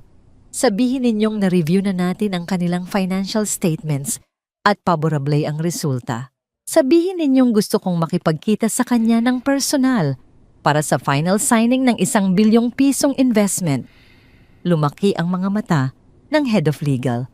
Sir, sigurado po ba kayo? Kapag nalaman ng board na makikipag-meeting kayo sa isang manloloko, walang pera na ilalabas ang kumpanya, putol ni Adrian, ang kanyang tinig ay nagtataglay ng pinal na awtoridad. Ito ay isang personal na usapin. Gusto kong itaas ninyo ang pangarap ni Roberto hanggang sa pinakatuktok ng langit. Hayaan ninyo siyang magdiwang. Hayaan ninyo siyang maniwala na siya na ang pinakamakapangyarihang tao sa mundo. Tumayo si Adrian at lumapit sa salamin ng bintana, tumanaw sa abalang syudad sa ibaba. Dahil kapag nandoon na siya sa pinakamataas na rurok ng kanyang kayabangan, ako mismo ang magbabagsak sa kanya. Gusto kong makita kung paano siya madudurog kapag nalaman niyang ang taong inaasahan niyang magliligtas sa kanya ay ang mismong lalaking pakakasalan ng babaeng tinapon niya sa putikan. Tumango ang 2 tauhan na iintindihan ang bigat at panganib ng laro ng kanilang CEO. Tahimik silang lumabas ng opisina. Ang patibong ay naihanda na at si Roberto sa kanyang kasakiman ay tuwang-tuwang naglalakad patungo rito nang nakapikit ang mga mata. Isang malakas at mapagmataas na halakhak ang pumuno sa opisina ni Roberto. Ang tunog ay nagpababataas, tila boses ng isang kontrabida sa pelikula na sa wakas ay nagtagumpay. Hawak-hawak niya ang isang brown na folder na puno ng mga litrato at dokumento. Ipinapakita ito kay Bianca na nakaupo sa tapat niya at kapwa nagdiriwang. Sabi ko na sa iyo, Bianca, walang mabuting mangyayari sa babaeng yon. Tingnan mo ito. 1 linggo kong binayaran ang pinakamagaling na private investigator sa buong Maynila para lang alamin kung sino ang magiging bagong asawa ni Maria at hindi ako nagkamali. Inagaw ni Bianca ang folder at mabilis na tiningnan ang mga laman nito. Ang kanyang mga mata ay nanlaki sa tuwa habang binabasa ang report na nakasulat sa isang formal na papel. Ernesto de la Cruz, 58 taong gulang. Basa ni Bianca ng malakas, hindi maitago ang nangiti. Walang trabaho, may utang na 5 milyong piso sa iba't ibang lending companies. Nakatira sa isang maliit na apartment sa Tondo. Binitawan niya ang papel at kinuha ang isang litrato. Medyo malabo ang kuha, nakatalikod ang lalaki, pero malinaw na mataba ito at medyo nakakuba na. Ang buhok ay manipis na at kulay puti. Ito na ba yun, Diyos ko? Mas matanda pa siya kay Papa. At baon sa utang. Ito na ba ang ipinalit ni Maria sa isang matikas na lalaking tulad mo? Roberto, nakakaawa naman siya. Siguro ay nagbayad pa si Maria para lang may pumayag na pakasalan siya. Muling humalakhak si Roberto. Inagaw niya ang baso ng champagne mula sa mesa at itinaas ito. Isang tagay para sa karma. Iyan ang napapala ng mga babaeng hindi marunong makontento. Akala niya siguro kaya niyang mabuhay nang wala ako. Tingnan mo siya ngayon. Habang buhay siyang magbabayad ng utang ng matandang yan. At tayo ang nasa tuktok ng mundo. Wala silang kamalay-malay na ang buong report mula sa pangalan, edad, utang hanggang sa malabong litrato ay pawang gawa-gawa lamang. Ito ay isang detalyadong kasinungalingan na may ingat na inihanda ng investigative team ni Adrian. Sinadya nilang ipakalat ang impormasyong ito sa isang kilalang ahensya ng mga investigador na alam nilang unang lalapitan ni Roberto. At gaya ng inaasahan, kinagat ni Roberto ang paihin ng buong buo. Habang nagdiriwang ang dalawa, muling tumunog ang telepono ni Roberto. Sa screen, lumitaw ang pangalan, Vanguard Capital, Office of the CEO. Agad na nanahimik ang mag-asawa. Inayos ni Roberto ang kanyang sarili, pinilit na maging formal ang boses at sinagot ang tawag. Hello, this is Roberto speaking. Mr. Roberto, good morning. This is Adrian's Executive Assistant Wika ng isang professional at malamig na boses mula sa kabilang linya. I'm calling to inform you that Mr. Adrian has reviewed your final proposal. He is very impressed.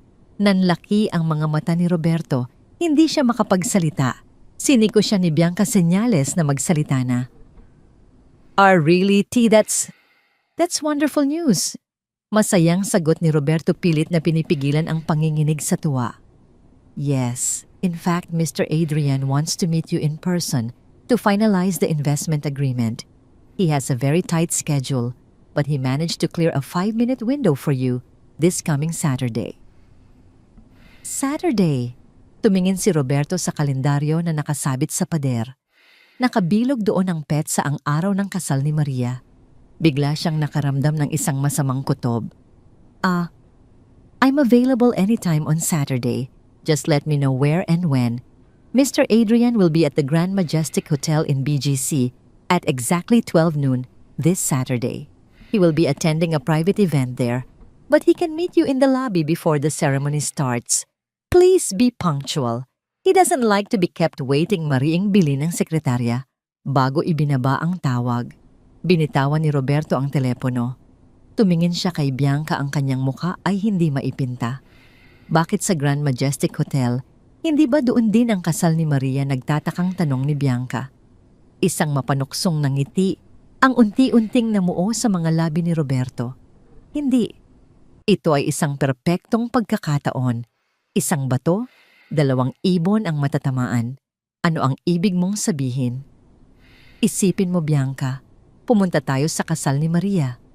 Magbibigay tayo ng regalo, isang sobre, na may lamang 1,000 piso para lalo siyang mapahiya sa mga bisita niya. Habang pinagtatawanan natin ang kaawa-awa niyang kasal sa isang matandang bangkarote, hihintayin natin sa lobby ang pagdating ni Mr. Adrian. Pagkatapos sa harap mismo ni Maria at ng lahat ng naroroon, pipirmahan ko ang 1 bilyong pisong kontrata. Magiging isa itong malaking sampal sa mukha niya. Makikita niya kung gaano kalaki ang pagkakaiba ng mundo natin sa kanya. Nagpalakpakan si Bianca sa tuwa. Napakagaling ng plano. Ito na ang pinakamagandang araw ng buhay natin. Hindi lang tayo magiging bilyonaryo. Makikita pa natin ang pagbagsak ng babaeng yon. Kinuha ng 2 ang bote ng champagne at muling nagtagay. Para sa tagumpay, sigaw ni Roberto. Para sa paghihiganti, dagdag ni Bianca. Ang kanilang mga tawa ay umalingaw-ngaw sa loob ng opisina, puno ng kayabangan at kasakiman. Wala silang kamalay-malay na ang kanilang pinaplano ay hindi isang pagdiriwang ng tagumpay, kundi isang engrandeng paglalakad patungo sa sarili nilang bitayan. Sa opisina ng Vanguard Capital, tahimik na nakatayo ang sekretarya sa harap ng mesa ni Adrian. Sir, as per your instructions, the meeting with Roberto has been set. This Saturday, 12 noon, at the Grand Majestic Hotel lobby. Nakatitig lamang si Adrian sa labas ng bintana, nakatalikod sa kanyang sekretarya. Tumango siya ng bahagya. Magaling. At ang tungkol sa private event na dadaluhan ko, nakumpirma mo na ba ang lahat? Yes, sir. Ang lahat ay handa na. Para sa inyong kasal, magalang na sagot ng sekretarya. Humarap si Adrian, isang malamig na ngiti ang nakapaskil sa kanyang mga labi. Ang mga mata niya na karaniwang nagpapakita ng matalas na katalinuhan sa negosyo ngayon ay naglalabas ng isang nakakakilabot na pagnanasang maghiganti para sa babaeng kanyang pinakamamahal. Siguraduhin mong nakabukas ang lahat ng security cameras sa lobby ng hotel. Gusto kong maitala ang bawat segundo ng pagdating ni Roberto. Gusto kong makuha ang bawat anggulo ng kanyang pagkapahiya. Dahil sa Sabado, hindi lamang ako ikakasal. Gaganapin din natin ang libing ng kayabangan ng isang tao. Lumabas ang sekretarya, nag-iwan kay Adrian sa katahimikan ng kanyang opisina. Itinaas niya ang kanyang telepono at tiningnan ang litrato ni Maria na nakangiti. Malapit na, mahal ko. Malapit nang matapos ang lahat. Malapit mo nang makuha ang hustisya. At ako mismo ang magbibigay nito sa iyo. Ang dula-dulaan ay malapit nang magsimula. Ang mga tauhan ay nasa kani-kanilang posisyon na. Ang entablado ang marangyang lobby ng Grand Majestic Hotel ay naghihintay na lamang sa pagdating ng mga bida at ng mga hangal na hindi alam na sila ang magiging sentro ng isang malagim na komedya. Suot ang kanilang pinakamagagarang damit, buong pagmamalaking pumasok sina Roberto at Bianca sa marangyang lobby ng Grand Majestic Hotel.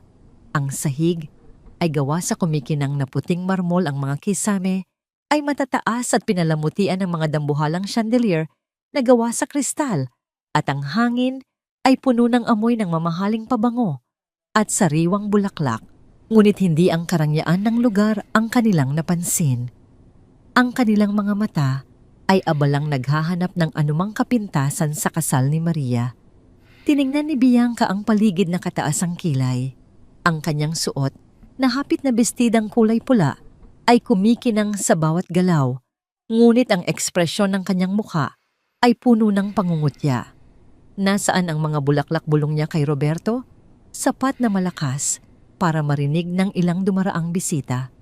Wala man lang akong nakikitang flower stand mula sa mga sikat na pangalan. Kahit man lang kay mayor o congressman, wala, nakakahiya naman. Ibig sabihin, wala talagang importanteng taong nakakakilala sa kanya. Sumang-ayon si Roberto, isang mapanlait na ngiti ang nakapaskil sa kanyang mga labi. Umupo sila sa isang malambot na velvet sofa na nakapwesto sa gitna ng lobby, tila mga hari at reyna na nagmamasid sa kanilang kaharian.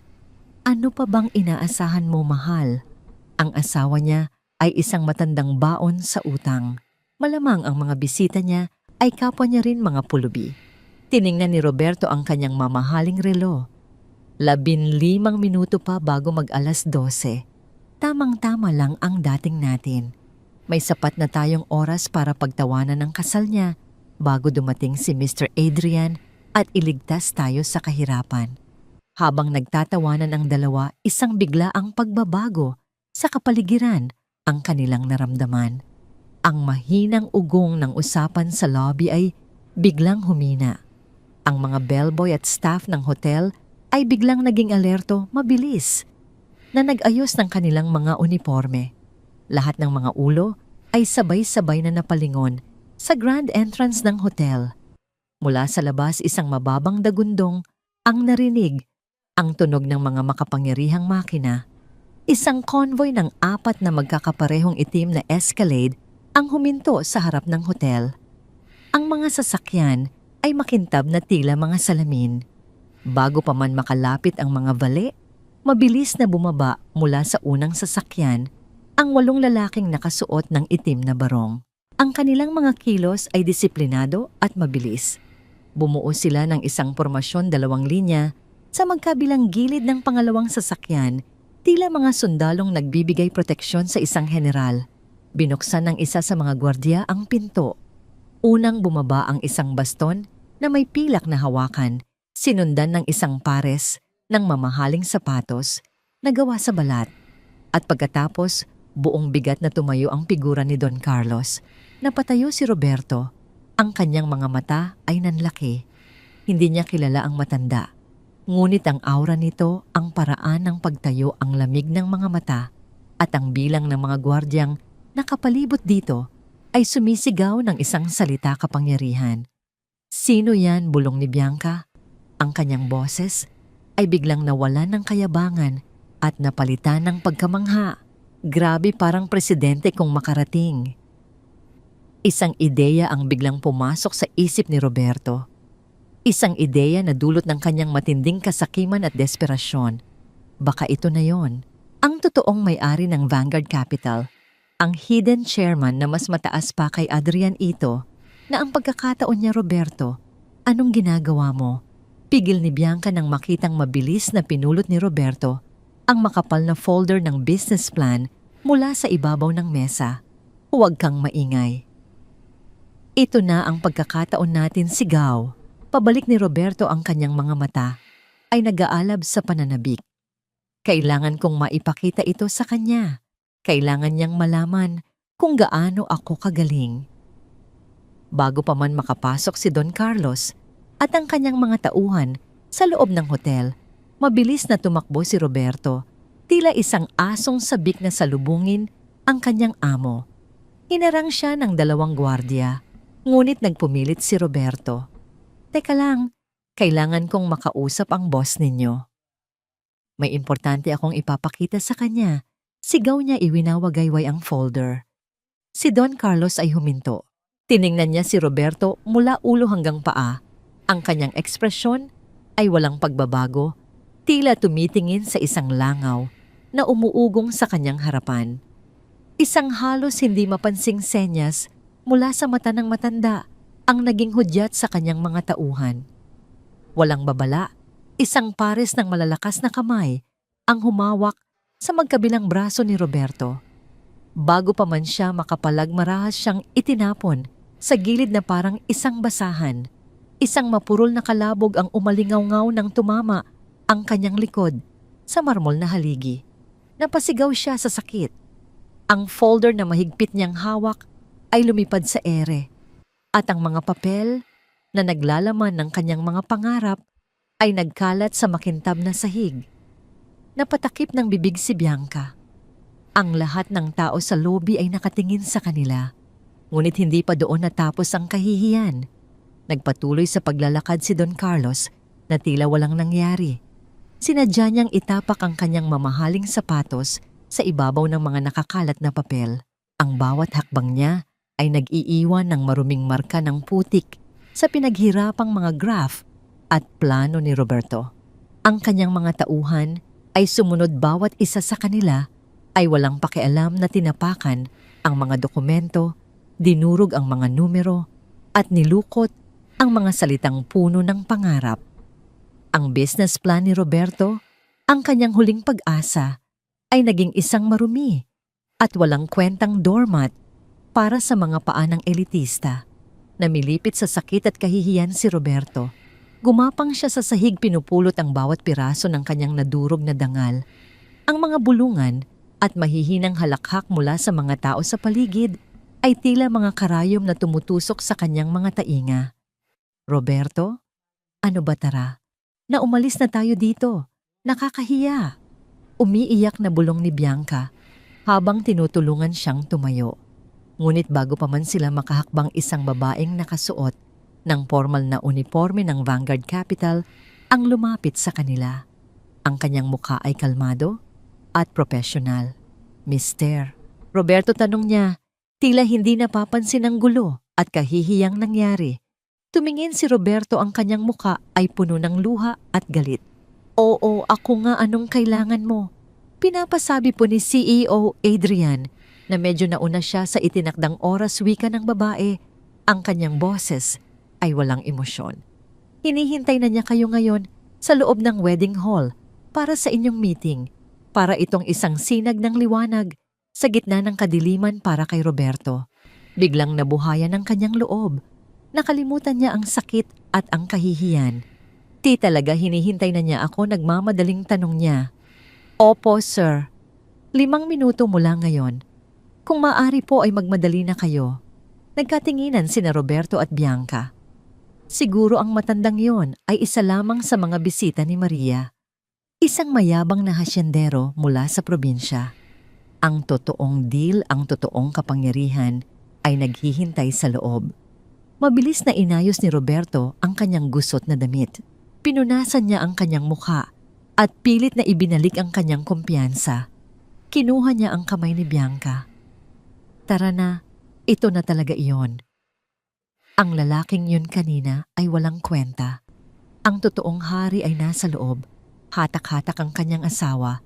Halos takbuhin ni Roberto ang pasilyo patungo sa grand entrance ng wedding hall. Sa kanyang isipan, naririnig na niya ang tunog ng pagpirma sa kontrata. Nakikita na niya ang mga numero sa kanyang bank account. Hindi niya alam na ang pintong kanyang tinutulak ay hindi pinto patungo sa tagumpay, kundi isang malaking tarangkahan patungo sa kanyang personal na impyerno. Ang mabibigat na pinto ng wedding hall ay marahas na itinulak ni Roberto. Ang marangyang bulwagan ay puno ng daan-daang bisitang nakasuot ng pormal na barong at eleganteng bestida. Ang buong lugar ay pinalamutian ng libu-libong puting rosas at ang malambing na tugtog ng isang string quartet ay lumilikha ng isang solemne at romantikong kapaligiran. Ngunit hindi ang kagandahan ng seremonya ang hanap ni na Roberto at Bianca. Ang kanilang mga mata ay agad na naglakbay patungo sa engrandeng altar sa dulo ng bulwagan. Doon nakatayo ang isang lalaki, nakatalikod sa mga bisita, nakaharap sa malaking krus. Ang kanyang tindig ay matikas, ang kanyang suot na puting tuksido ay perpektong bumagay sa kanyang malapad na balikat. Siya na siguro iyon ang matandang asawa ni Maria bulong ni Roberto kay Bianca, puno ng pananabik. Pero nasaan si Mr. Adrian? Akala ko ba dito kami magkikita? Baka nasa isang tabi lang naghihintay ganti ni Bianca. O baka naman kakilala niya ang matandang iyan. Halika, puntahan natin. Baka siya ang makapagturo kung nasaan ang CEO ng Vanguard. Buong kumpiyansang naglakad ang dalawa sa gitna ng aisle, hindi alintana ang mga matang nakatingin sa kanila. Ang kanilang pagdating ay tila isang biglaang pagpasok ng ingay sa isang tahimik na dasalan. Huminto sila sa likuran mismo ng lalaking nakatayo sa altar. Tiningnan ni Roberto ang lalaki mula ulo hanggang paa. Kahit nakatalikod, halatang matangkad ito at may magandang pangangatawan, malayo sa itsura ng matabang kuba sa litratong ipinakita ng investigador. Siguro ay marunong lang magdala ng damit-isip ni Roberto sa kanyang sarili. Walang paggalang na tinapik ni Roberto ang balikat ng lalaki. Hoy Lolo, ikaw ba ang napangasawa ng dati kong asawa? Saan mo naman nakuha ang tuxedo mo? Mukhang maganda ang pagkakagawa, ha? Kahit mukhang lumawi ka ni Roberto, ang kanyang boses ay puno ng pang-aasar. Pinipilit niyang ipahiya ang lalaki sa harap ng maraming tao. Nilingon siya ni Bianca, nakatakip ang kamay sa bibig para pigilan ang tawa. At ikaw naman, Manong, nasaan? Si Mr. Adrian ng Vanguard Capital. May meeting kami sa kanya. Pakitawag mo naman siya. Importante kasi kami, hindi tulad ng iba dyan na nag-aaksaya lang ng oras sa walang kwentang kasalan. Hindi lumingon ang lalaki. Nanatili itong nakatayo ng tuwid. Pagkatapos ng ilang segundong nakakabinging katahimikan, nagsimula itong magsalita. Ang kanyang boses ay malalim kalmado at nagtataglay ng isang pamilyar na awtoridad na nagpatindig ng balahibo ni Roberto. Hinahanap ninyo ako. Dahan-dahang lumingon ang lalaki. Ang mukhang humarap sa kanila ay hindi mukha ng isang 58 taong gulang na bangkarote. Ito ay ang mukha ng isang lalaking nasa kalagitnaan ng kanyang 30, may matalas na panga at mga matang kasing lamig ng yelo. Ito ay ang mukha na paulit-ulit na nakita ni Roberto sa mga pabalat ng business magazines, sa mga financial news at sa website ng kumpanyang pinapangarap niyang pasukan. Si Adrian, ang CEO ng Vanguard Capital. Parang binuhusan ng malamig na tubig si Roberto. Ang kanyang ngiti ay biglang naglaho. Ang kanyang mga mata ay nanlaki sa matinding gulat at ang kanyang bibig ay bahagyang bumuka. Ngunit walang salitang lumalabas. Nagsimulang manginig ang kanyang mga tuhod. Pipong, ikaw, bulong ni Roberto, ang kanyang boses ay halos hindi marinig. Hindi pa rin maintindihan ni Bianca ang nangyayari. Tiningnan niya si Adrian, pagkatapos ay si Roberto. Sino siya, Roberto? Bakit kamukha niya ang lalaki sa magazine? Huwag mong sabihing.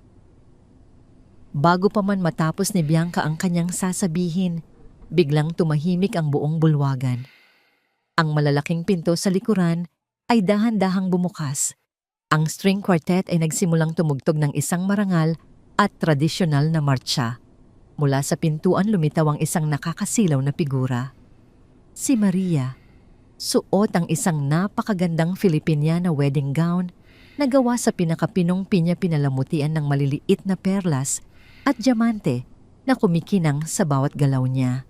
Ang kanyang mukha ay natatakpan ng isang manipis na belo Ngunit kahit sa likod nito, kitang-kita ang kanyang nangiti ng tagumpay. At ang lalaking nakaalalay sa kanya ang naghahatid sa kanya sa altar ay walang iba, kundi ang matandang lalaking umapi kay Roberto sa lobby kanina. Si Don Carlos. Sa sandaling iyon, ang lahat ng piraso ng palaisipan ay biglang nabuo sa isipan ni Roberto. Ang matandang humamak sa kanya sa lobby ay ang ama ni Maria.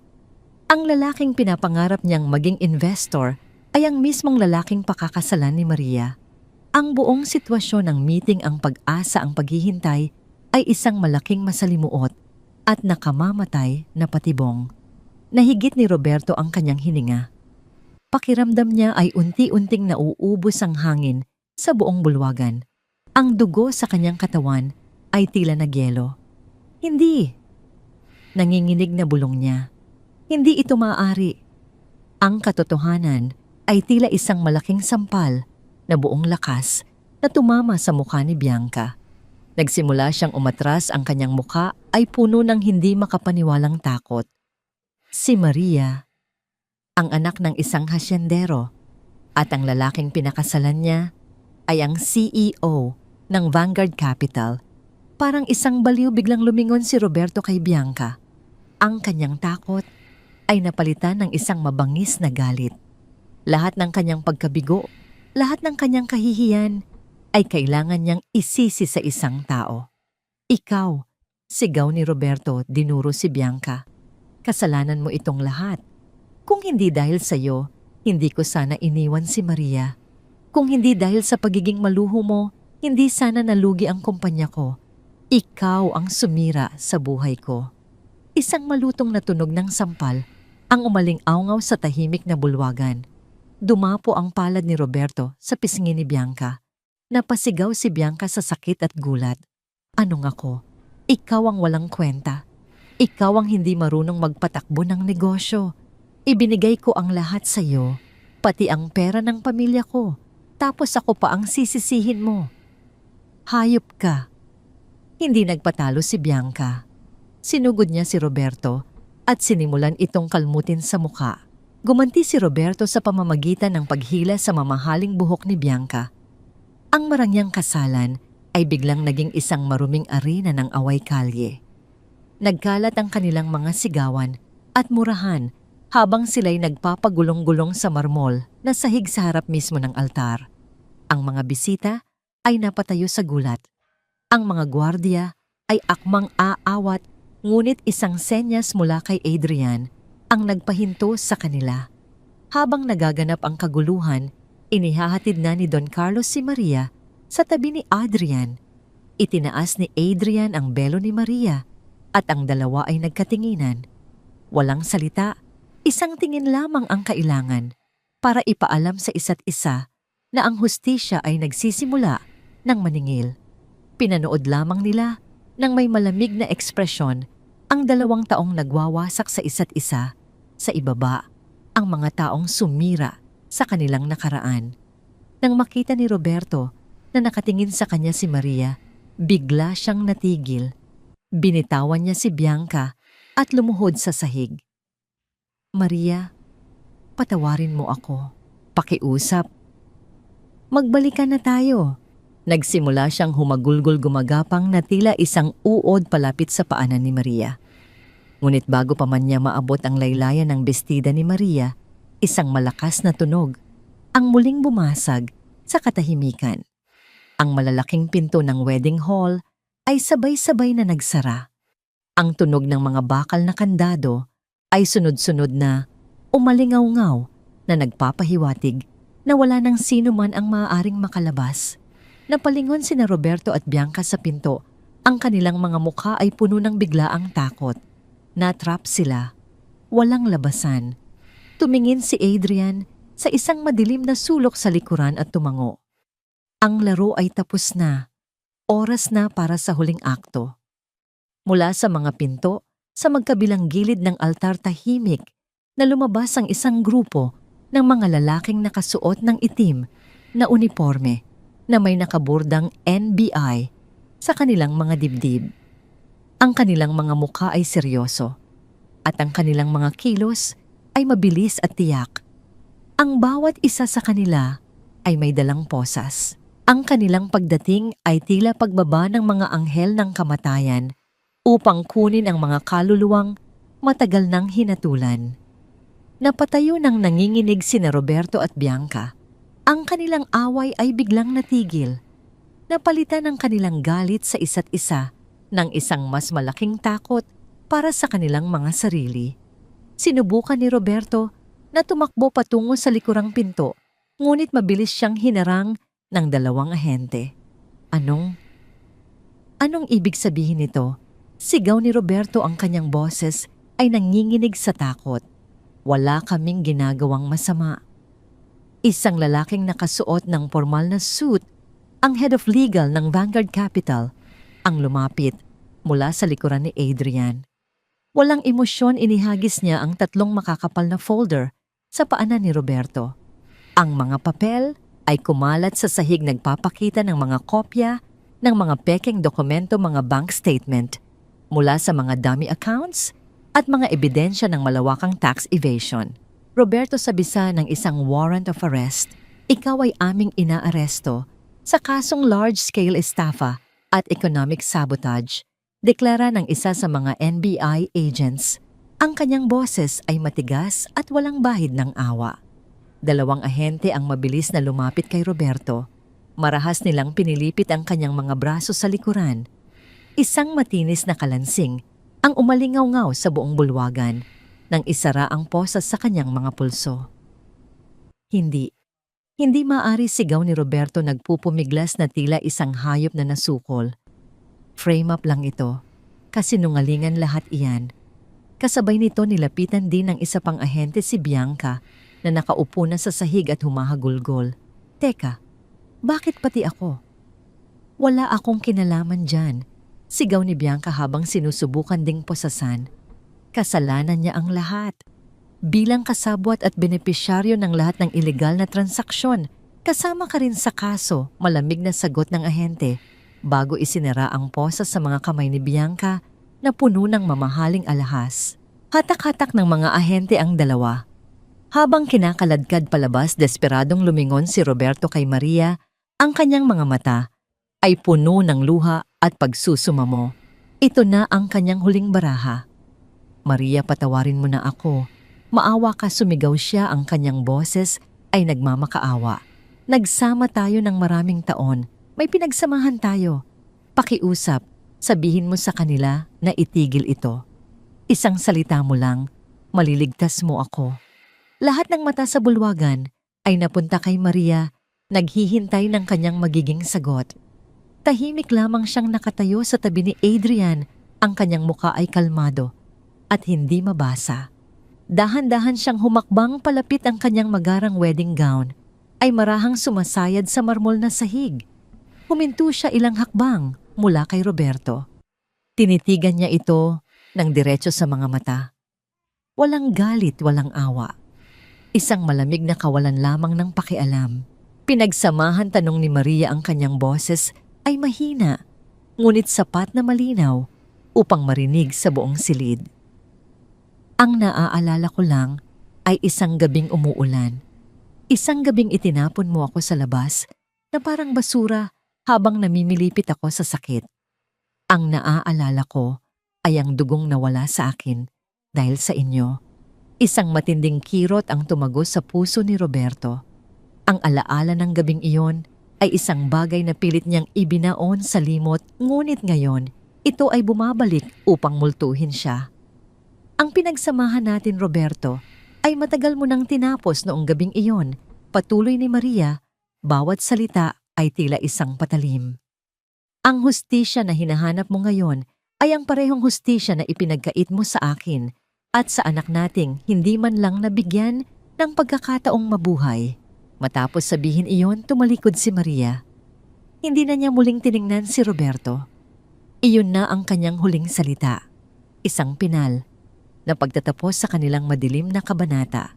Habang kinakaladkad palabas ng bulwagan, patuloy na sumisigaw si Roberto, ngunit ang kanyang mga salita ay wala ng halaga.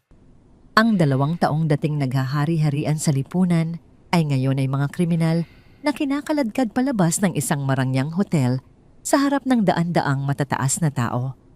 Ang kanilang pagbagsak ay kasing bilis at kasing tindi ng kanilang pag-akyat. Nang tuluyan na silang mawala, isang malalim na katahimikan ang muling bumalot sa bulwagan. At pagkatapos isang tao mula sa mga bisita ang nagsimulang pumalakpak. Sinundan ito ng isa pa at isa pa hanggang sa ang buong bulwagan ay napuno ng isang malakas at masigabong palakpakan. Ito ay isang palakpak hindi para sa isang kasalan, kundi para sa isang matagal nang inaasam na katarungan. Nilapitan ni Adrian si Maria at marahang hinawakan ang kanyang mga kamay. Tapos na, mahal ko, bulong niya. Tapos na ang lahat.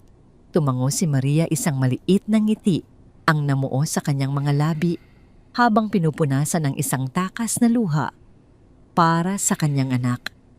Para sa 7 taong sakit. Sa wakas, malaya na siya. Lumipas ang 6 na buwan. Sa isang masikip at mabahong selda, nakaupo si Roberto sa isang matigas na semento, nakatingin sa kawalan. Ang kanyang buhok ay mahaba at magulo, ang kanyang katawan ay payat na at ang dating kayabangan sa kanyang mga mata ay napalitan ng isang permanenteng bakas ng pagkatalo. Sa isang maliit at lumang telebisyon na nakasabit sa pader ng kulungan, isang balita ang kanyang napanood. At isang malaking karangalan para sa ating bansa, ang matagumpay na paglahok ni Ginang Maria de la Cruz Vanguard sa prestihiyosong Paris Fashion Week. Ang kanyang mga disenyo na nagtatampok ng ating sariling pinya at inabel ay umani ng papuri mula sa mga pinakamalalaking pangalan sa mundo ng fashion. Ipinakita sa TV ang isang videoclip ni Maria, nakatayo sa dulo ng isang runway sa Paris, nakangiti, habang nagpapalakpakan ang libo-libong tao. Sa kanyang tabi, buong pagmamalaking nakaalalay si Adrian. Ipinikit ni Roberto ang kanyang mga mata. Isang mapait ng ngiti ang sumilay sa kanyang labi. Siya ang may hawak ng diamante, ngunit itinapon niya ito na parang isang ordinaryong bato.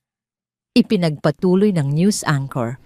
Bukod sa kanyang tagumpay, inilunsad din ni Ginang Vanguard ang Luz Viminda Foundation, isang organisasyong naglalayong tulungan ang mga kababaihang biktima ng pang-aabuso at karahasan na may paunang pondo na 500 milyong piso.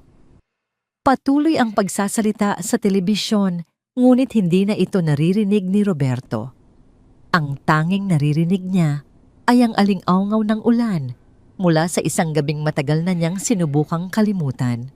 Samantala, sa isang malawak at mapayapang hardin ng kanilang mansyon sa Bacolod, nakaupo si Maria sa isang duyan habang pinagmamasdan ang paglubog ng araw. Nilapitan siya ni Adrian, may dalang 2 tasa ng mainit na tsokolate. Inabot niya ang isa kay Maria at marahang umupo sa kanyang tabi. Malalim ang iniisip mo, wika ni Adrian, hinahaplos ang buhok ni Maria.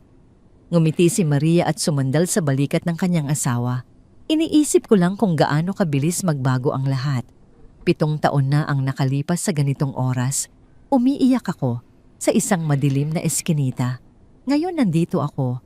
Kasama ka, pinapanood ang napakagandang paglubog ng araw. Hinawakan ni Adrian ang kanyang kamay at marahang hinalikan. Dahil iyan ang nararapat sa iyo, Maria. Kapayapaan, kaligayahan, at isang pag-ibig na hinding-hindi ka iiwan sa gitna ng ulan. Magkayakap silang dalawa habang ang araw ay tuluyang lumubog. Sa kanluran, nag-iiwan ng isang magandang kulay kahel na kalangitan. Ang paghihiganti ay matamis, ngunit ang kapayapaang dulot ng tunay na pag-ibig at pagpapatawad sa sarili ang siyang pinakamatamis sa lahat. Ang kwento ni Maria ay hindi nagtapos sa pagbagsak ng kanyang mga kaaway. Ito ay nagsimula sa kanyang muling pagbangon.